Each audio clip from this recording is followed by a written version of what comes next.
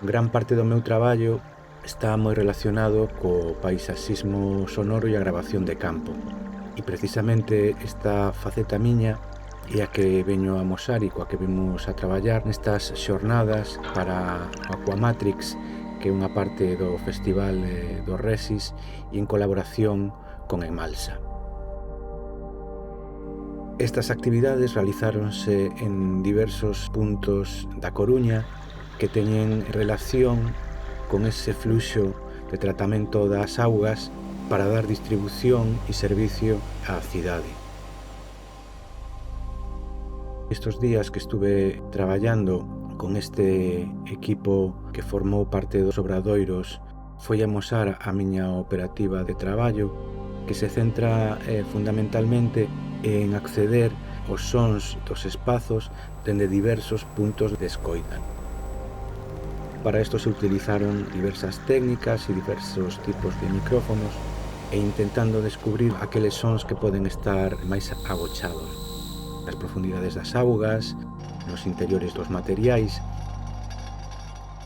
Con todas estas grabacións se realizaron unha serie de pezas.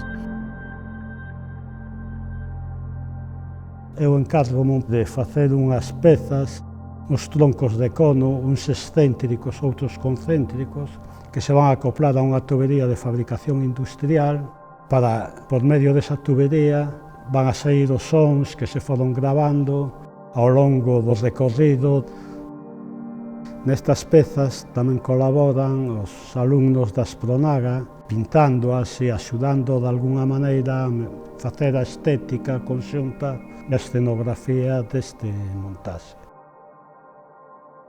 Seguindo a proposta xeral, diseñei un logotipo que presentase en un bloque donde a protagonista é a auga.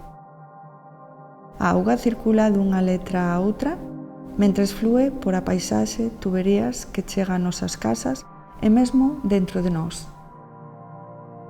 Fixen unhas plantillas de cartón para facilitar os debuxos sobre as pezas de roupa. A roupa é reutilizada de forma sostible e serán a vestimenta dunha performance coas pezas sonoras recollidas nas saídas aos diferentes puntos do mapa sonoro da cidade.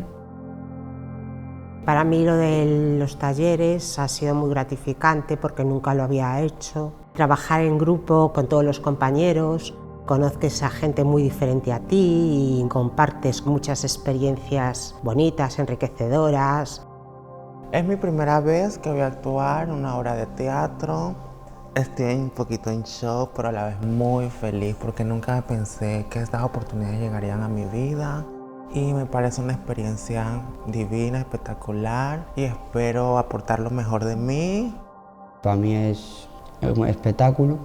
Estuve montando piezas que son como tubos para que se vean y escuche lo que estuvimos grabando y estuvo muy bien.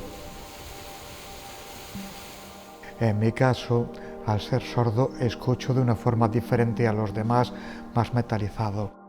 Es una experiencia muy grata porque escucho sonidos que no había escuchado de forma anterior con el implante. Me enriquece y recupero memoria auditiva de sonidos muy pequeños y de la naturaleza.